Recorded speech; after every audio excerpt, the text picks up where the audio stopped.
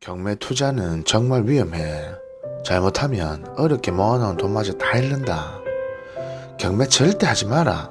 경매하다가 진짜 큰일 난다. 내 주변에 경매 잘못해서 쪽박찬 사람은 많이 봤어도 돈 벌었다는 사람은 본 적이 없다. 경매로 산 집은 망한 집이라 질 수도 없고 팔기도 어렵고 세를 주려고 해도 질 수 없다고 아무도 안 생각한다. 경매는 안 그래도 힘든 사람한테 또 한 번 피눈물 나게 하는 아주 못된 짓이야. 경매 물건에는 가진 것 없는 사람들의 한이 서려 있다. 불행해진 사람들의 사정을 이용해서 돈을 벌려고 하는 것은 재고해봐야 하지 않겠나? 경매로 산 집은 집도 못 보고 사는데 하자도 많고 수리비만 엄청 깨질걸. 그러고 사는 사람 내보내려 하면 이사비도 엄청 줘야 될기라. 그냥 정상적인 방법으로 사.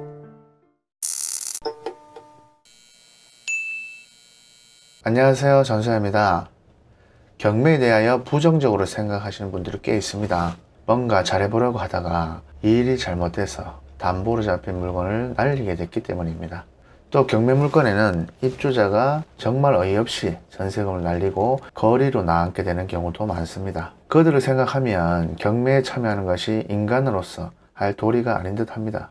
그러나 말입니다. 담보를 받고 돈을 빌려준 사람을 생각하면 그 담보는 당연히 처리되어야 하는 물건입니다. 또한 전세금을 날린 사람도 이미 엎어진 물을 다시 주워 담을 수 없듯이 어떻게든 정리를 하고 다시 일어서야 할 것입니다. 또 다시는 그런 일을 당하지 않기 위해서 공부도 해야 될 것 같고요. 이렇게 위험한 경매를 많은 사람들은 왜 하는 걸까요? 경매를 기피하는 이유는 권리 분석을 잘 못할 경우에 예상치 못한 비용이 추가되기도 하고 또 잔금까지 치렀는데 명도를 하지 못해서 직구경을 하지 못하기도 합니다. 반대로 경매로 꼭 부동산을 취득하지 않더라도 살다 보니까 내 집이 또는 내가 세를 얻어 사는 집이 경매에 넘어가지 않는다고도 장담할 수는 없습니다. 그래서 경매를 당하지 않기 위해서라도 경매란 걸 알아둘 필요가 있습니다. 경매는 위험합니다. 경매는 어렵고요. 그러나 명심해야 할 사실이 있습니다. 모르면 무섭고 괴롭지만 알면 즐겁다는 겁니다. 제가 앞으로 경매에 대한 대중들의 오해를 풀어드리고 정말 괜찮은 경매 물건도 틈틈이 소개해드리겠습니다. 그리고 경매가 어려운 건 법과 관련되어서인데요. 경매 관련 법적인 용어도 그때그때 상황에 맞게 쉽게 알려드릴 수 있도록 하겠습니다. 그리고 임차인 입장에서, 세입자 입장에서 어떻게 하면 이런 경매를 당하지 않을 수 있는지, 또 만약에 경매가 진행이 될 것 같다면 어떻게 하면 손해를 최소화할 수 있는지 이런 방법도 틈나는 대로 설명드리겠습니다. 우선 좋은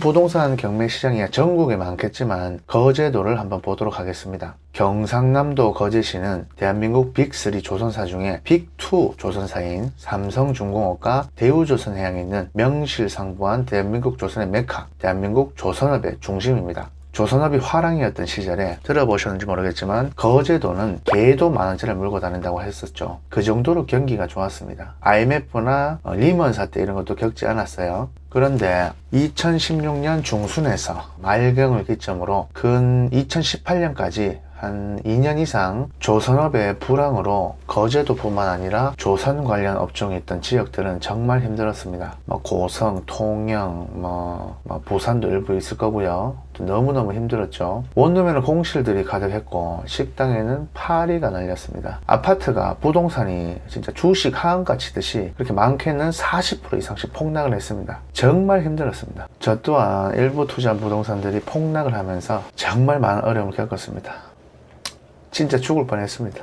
지금 웃으면서 이야기하지만 그때는 너무 힘들었죠. 아무튼 각설하고, 그런데 그렇게 어려웠던 조선업이 이제는 살아날 조짐이 보입니다. 언론에서도 많이 보셨겠지만 수주도 굉장히 많이 하고 있죠. 삼성중공업도 그렇고 대우조선해양도 그렇고 현대중공업도 마찬가지고요. 실제로 현재 조선소 근처에 원룸촌에는 빈 방이 없습니다. 월세도 많이 올랐고요. 그리고 이제 경기가 좋았을 때는 부동산에서 원룸 방을 놓을 때 집주인분들이 어떤 조건 같은 거 무슨 까다로운 조건이 있으면 안 해주셨어요. 굉장히 뻣뻣하다 해야 되나요? 좀 비협조적이셨죠. 근데 경기가 안 좋을 때는 원룸 집주인분들께서 무리한 조건을 좀 말씀을 드려도 아이고 비안 언니 그렇게라도 놔야지 하면서 웬만한 조건들을 다 들어주셨어요. 정말 무리한 게 아니라면. 근데 이제는 다시 비협조적으로 변하셨습니다. 뻣뻣해지셨고요. 정말 좋은 현상입니다. 그만큼 경기가 좋아졌다는 반론이죠. 그리고 점심때하고 퇴근 후 저녁때 식당 가보시면 인산이냅니다. 정말 사람이 많고 정말 체감을 할 수 있을 정도로 경기 경기가 좋아졌습니다. 그럼 실제로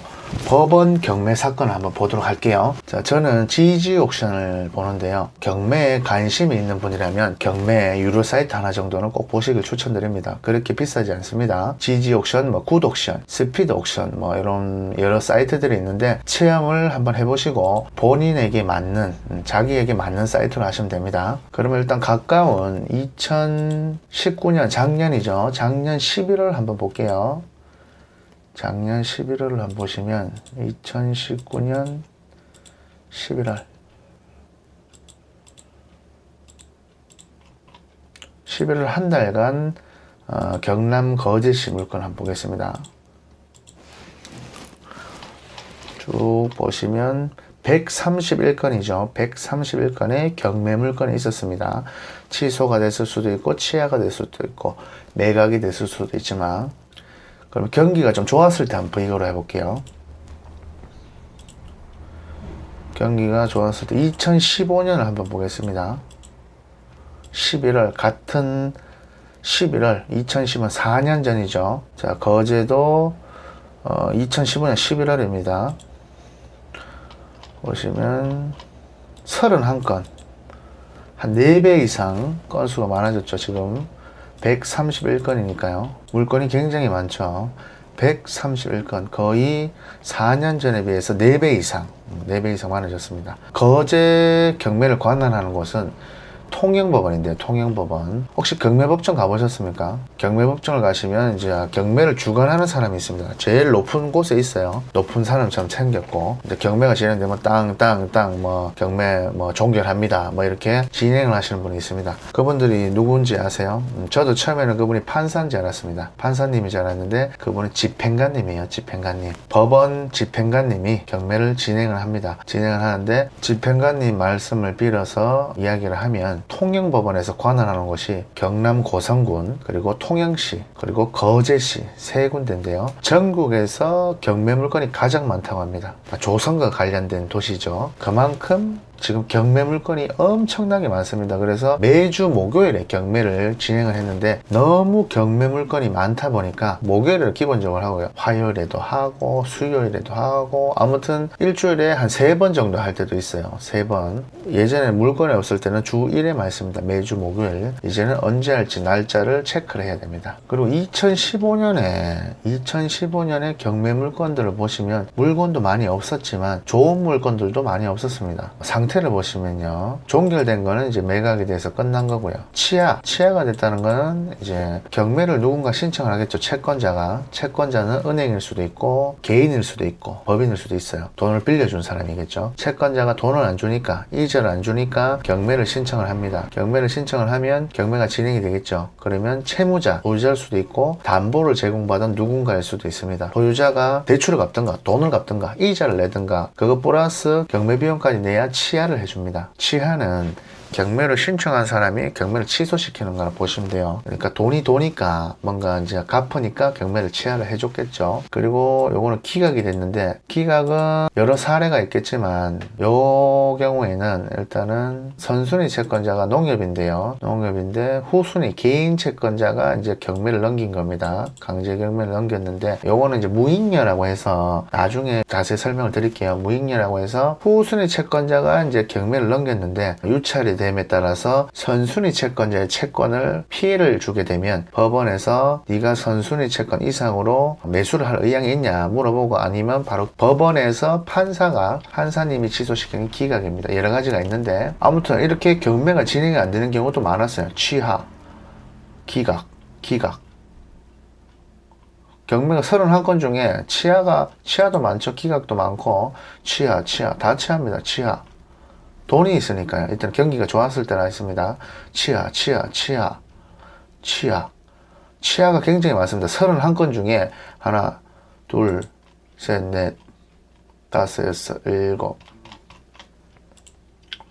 여덟, 아홉,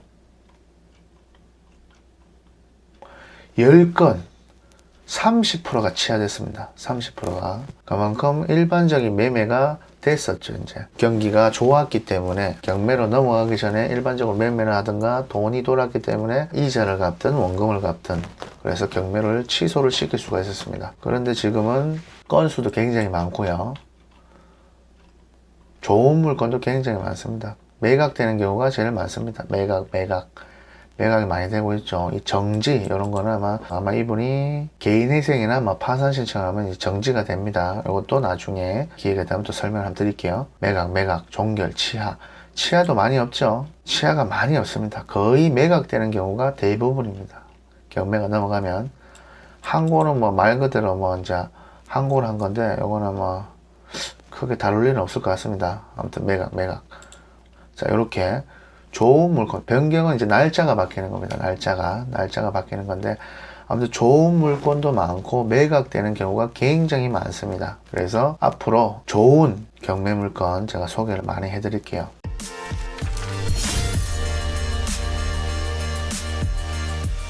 네, 오늘은 2020년 1월 1일 경자년 새해 첫날입니다. 하얀지의 해라고 하더라고요.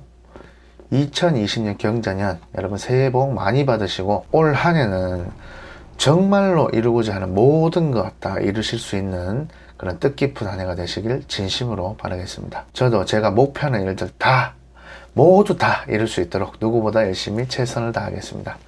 그러면 다음에 더 유익한 영상으로 찾아뵙겠습니다. 새해 복 많이 받으십시오. 감사합니다.